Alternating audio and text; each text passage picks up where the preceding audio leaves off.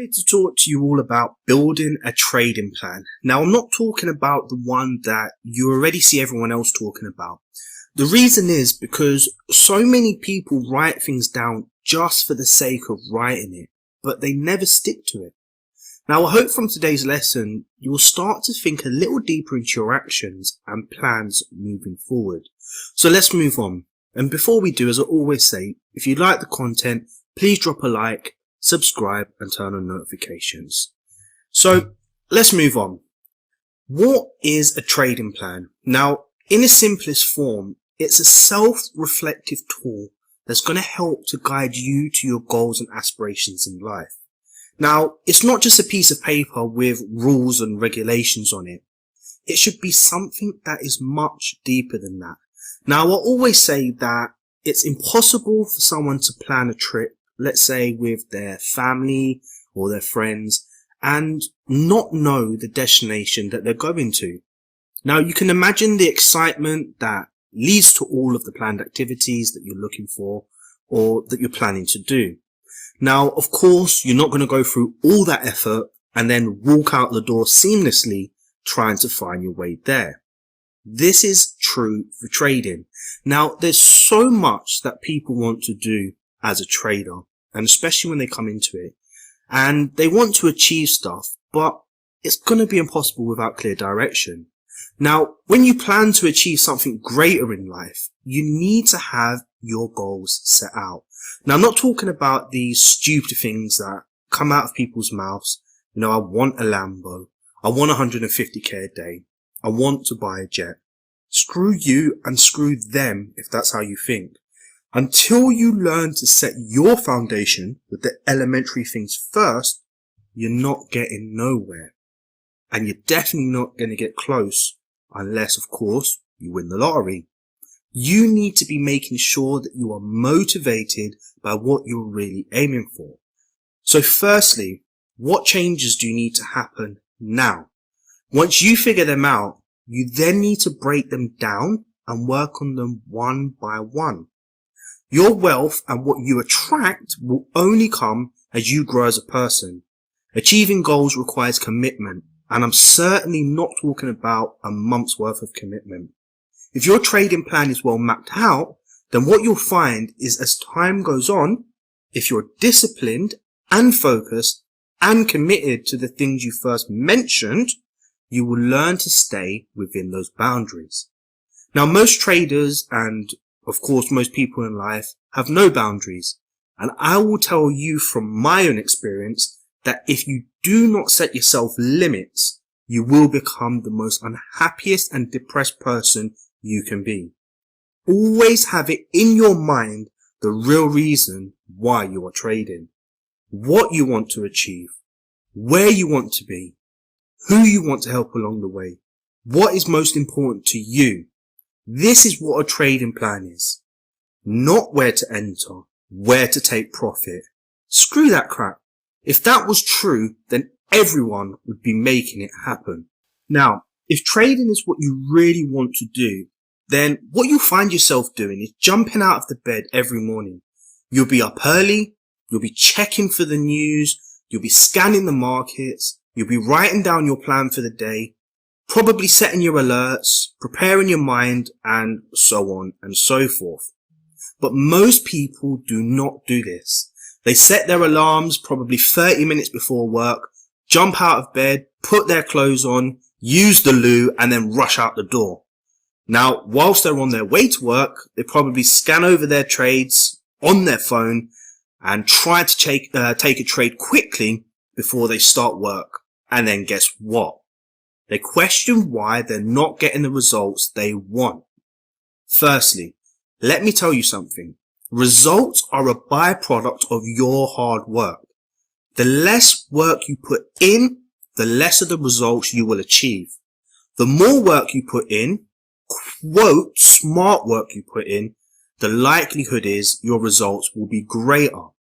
So this brings us to your why, and why you need to make sure you have this clearly defined.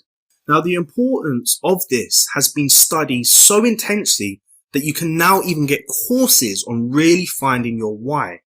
But my short and simple answer for you is this. Before you found trading, was the things that all those traders on social media, on Facebook and YouTube have really what you wanted? Or was you exposed to it and now you want it because you think that your life would be a whole lot different if you could just make 150k a day? Well, my why is time. I value time so much, it's unbelievable. And I know that if I do not continue to focus, stay committed, work hard, I will eventually have to give my time back to somebody else. When I honed in on my why, you will not believe the things that have come to me and what I have attracted. Now, is it easy? Hell no. Do I want to give up at times? Hell yes. Will I? Hell no. Write down what you are best at, what you need to work on, and get to damn work.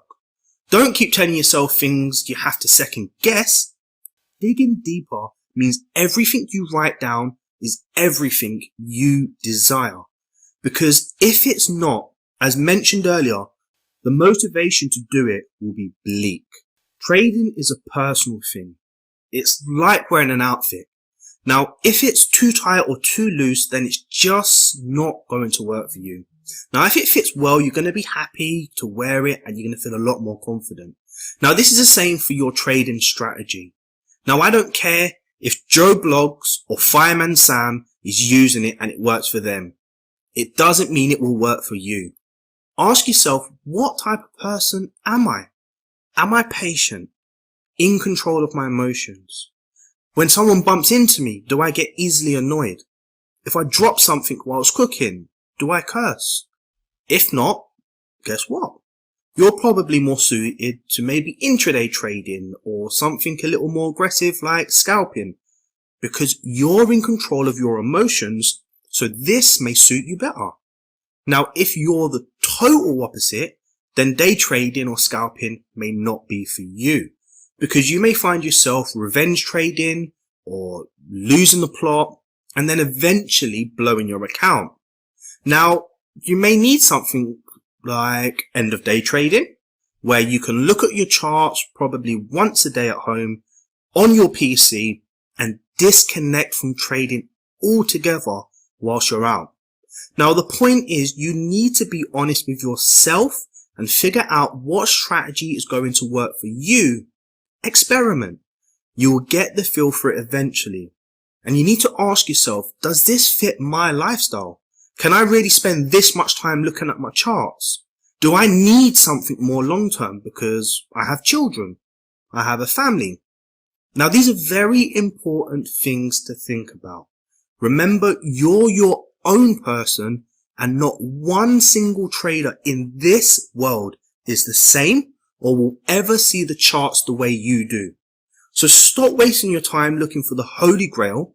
Become your own master and advocate of what you do in your life. Now, when writing down your strategy, you need to define these important things. What is your key time frame? This should be one time frame only.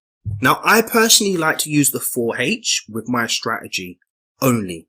Now, this should help you map out your key levels that you'll be using as your guide for looking for potential trading opportunities. Secondly, you need a behavioral time frame. Now, mine is the 1 hour time frame. What I use this for is to monitor in detail what my key time frame is telling me. Finally, my entry time frame, which for me is the 15-minute time frame. Now, this is where I would look for my patterns and a safe stop loss for when entering trades. Now, I don't care about my take profit. I focus all my attention on risk management because I know my wins will come. Next, I would set a time for when you plan to trade. Too much exposure to your charts can be extremely detrimental. It could cause overtrading, FOMO, fear of trading itself develops, and the list goes on. Now, I personally look to trade from about 10 a.m. to about 2 p.m. and then around 11 p.m. till midnight.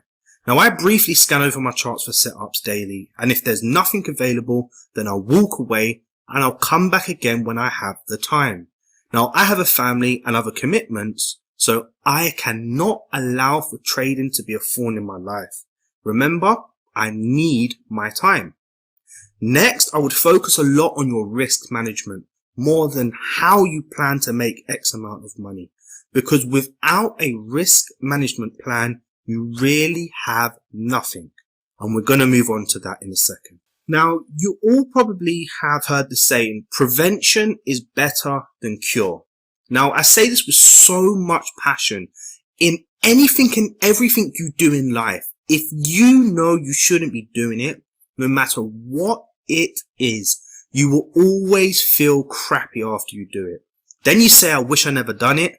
And then the more you do it, unfortunately, the easier it becomes to accept what you are doing is right, even if it's not. But eventually you will find that you will lose everything you have and have around you, sending you into a state of oblivion. Now, trading is exactly the same. This is why when writing your risk management plan, make sure you only trade with what you can afford to lose. Never a penny more or less. And if you find that you're anxiously trading because of the fear of losing what you're trading with, you need to stop altogether. It's only going to do you worse and slow your growth. I don't care how many people post on YouTube about turning 2,000 into 180k. How many videos do you really see of this happening? They hit the jackpot. And jackpot certainly does not come around often. Next, you need to define your risk per trade. It really is as simple as that. Until you become consistent, profitable, and confident in your abilities, do not deviate. Next, figure out what your risk management factor is. Mine is 5 losses in a row. If this happens, I will stop, review what I'm doing, figure out what's affecting me in my life. Did I take my trades as planned? Did I manage them as planned? And then go from there. You will never see me seamlessly trading for the sake of trading. And the final tip is to stick to it.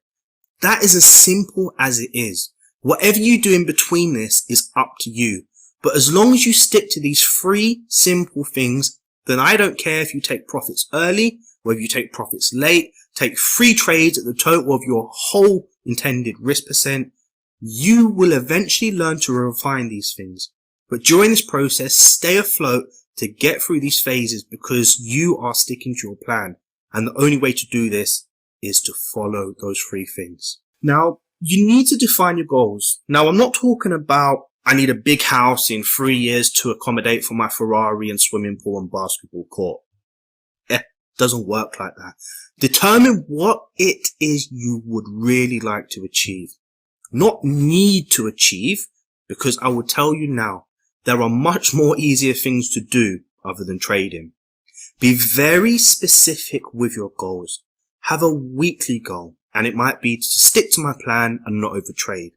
Next, a monthly goal.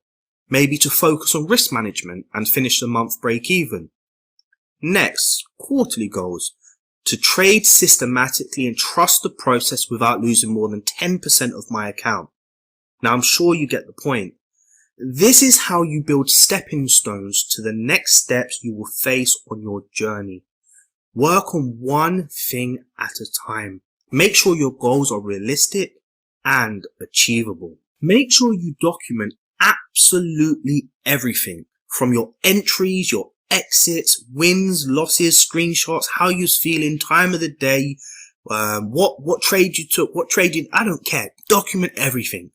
Once a week, you need to spend time going over this because there will be weeks you are more focused than others. And what you'll be able to do is determine your best state of mind to trade in and create a plan around the times you're best to trade and a plan around times you're best not to trade.